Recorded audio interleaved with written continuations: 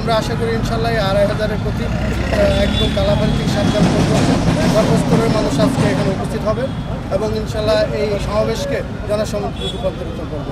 আর আগামী দিনের প্রত্যাশা আমরা কিছুক্ষণ আগেও সামাজিক যোগাযোগ মাধ্যমে জানতে পেরেছি, দেখেছি যে তারেক রহমান ওনার বক্তব্যের মাধ্যমে একটি বিষয় ক্লিয়ার করতেছেন যে আমরা বর্তমানে আমাদের যারা প্রতিপক্ষ, ভোটের মাঠে যার প্রতিপক্ষ, তারা যেভাবে মানুষকে বিভ্রান্ত করছে, মানুষের বিএনপির বিরুদ্ধে প্রপাগান্ডা এবং বিএনপিকে মানুষের কাছে ভিলেনে পরিণত করার জন্য তাদের যে প্রচারণা, এগুলোর বিষয়ে সুস্পষ্ট ধারণা দিয়েছেন এবং মানুষের সামনে ক্লিয়ার করেছেন।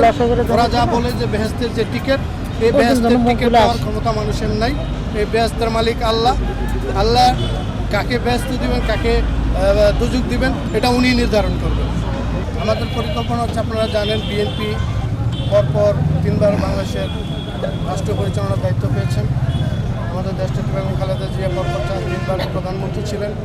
ওনার সময় থেকে শুরু করে বাংলাদেশের অবকাঠামো উন্নয়ন থেকে শুরু করে প্রতিটি সেক্টরে ওনার যে অবদান এবং এই বাংলাদেশ বিনির্মাণে বিএনপির যে অবদান, ওই সাফল্যগুলো মানুষের সামনে তুলে ধরা।